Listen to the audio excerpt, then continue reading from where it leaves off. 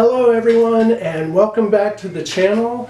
Today's video is the conclusion of a vivarium build series, and behind me is our completed vivarium. It's now gone through a fairly good period of cycling, and the only thing that I've changed is I've added an Exoterra light fixture and two Jungle Dawn LED bulbs, and I've added a rock water dish. And I kind of left you hanging over the last three videos as to who's going to be living in this vivarium. But stay with me and I'll be right back and you'll find out.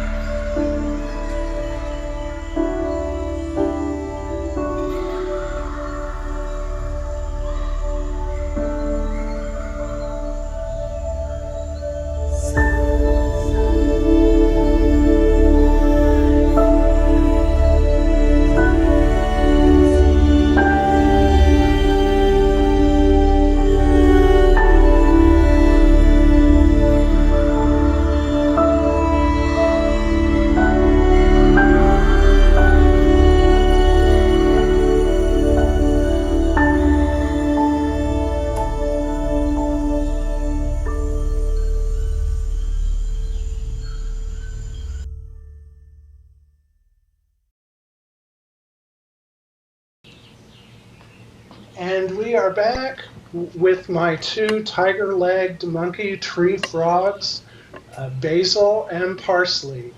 And this is Basil. They both don't like being in these temporary containers. It was a little bit more of a job to get them out of their old enclosure than I thought it would be. I thought they might cooperate a little bit more. Between the two of them, Basil here seems to have the most variability in his color. A lot of times he is more of this darker olive green, and sometimes he has a little bit more of a brown and even purple kind of color. Parsley here, she is always the same bright green. And I am assuming that they are both females. I've never heard any calling from their enclosure.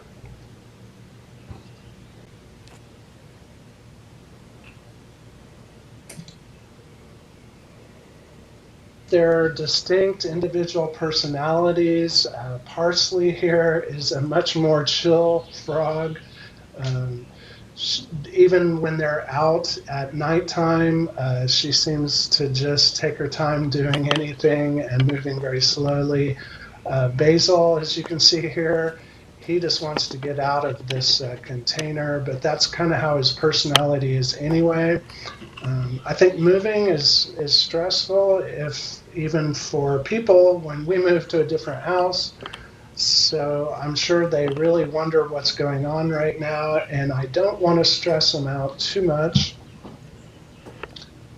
So I think maybe it would be a good time to go ahead and move them into their new home.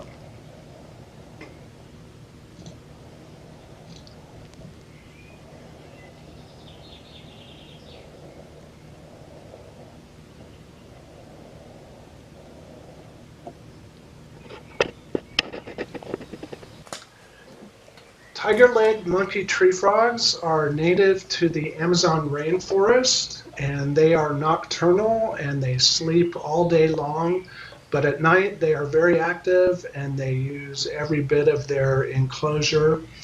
They get their name obviously from the tiger stripe pattern that's on the inside of their legs and the abdomen. And they're called monkey tree frogs because they don't often hop, but they prefer to just walk slowly through the branches and foliage.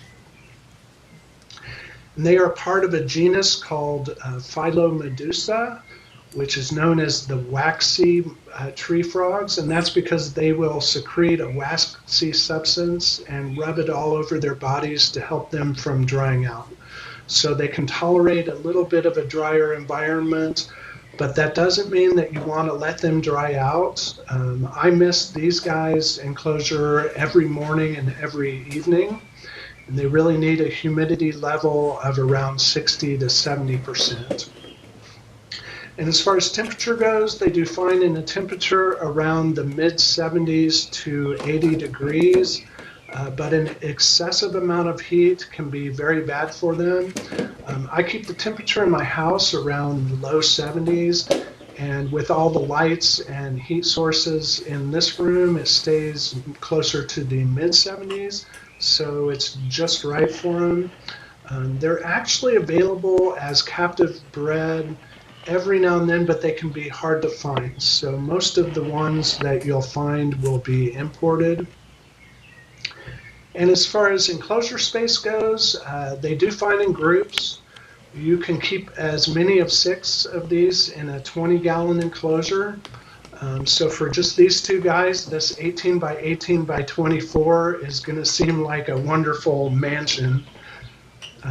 And since they do hide and sleep during the day, they need a well-planted vivarium with plenty of places for them to hide amongst the plants to feel secure. So any kind of broader leafed plants like pothos or philodendrons are good. And they love bromeliads. There's nothing cuter than one of these guys sound asleep in a bromeliad. And I use my LED flashlight all of the time when I come in at night to check on everybody. That's really when I can see their individual personalities and what the true nature of these frogs is really like. And they can thrive on a diet of small crickets dusted with calcium and vitamins. And I feed mine 3 times a week on the same schedule that I feed all of my frogs. And they need a small but shallow water dish that's filled with dechlorinated water at all times.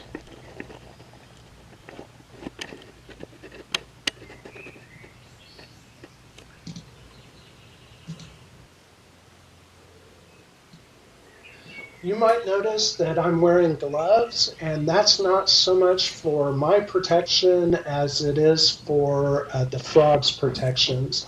And being amphibians, they absorb moisture through their skin, and so anything that's in that moisture as far as chemicals is also going to soak into their skin. So as far as frogs or really any amphibian goes, they're really a display animal and shouldn't be handled unless absolutely necessary.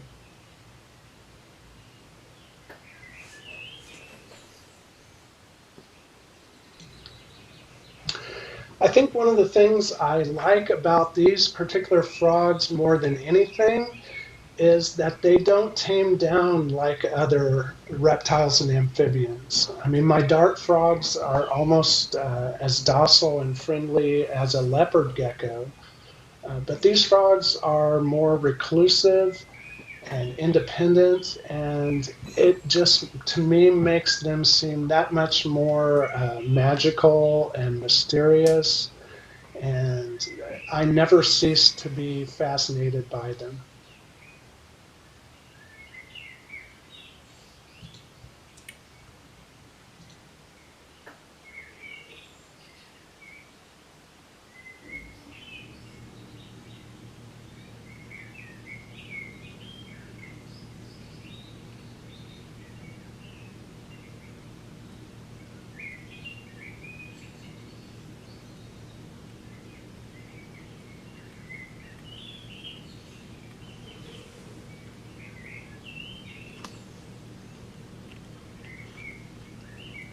This is what they did. They found their places to hide, and they literally disappeared into the plants.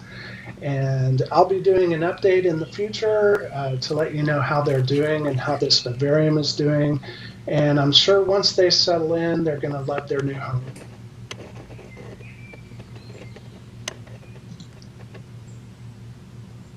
Okay, that's it for this video. I hope you enjoyed it.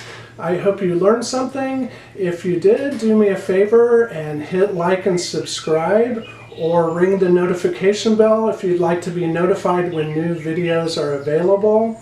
And until then, I look forward to seeing you again real soon.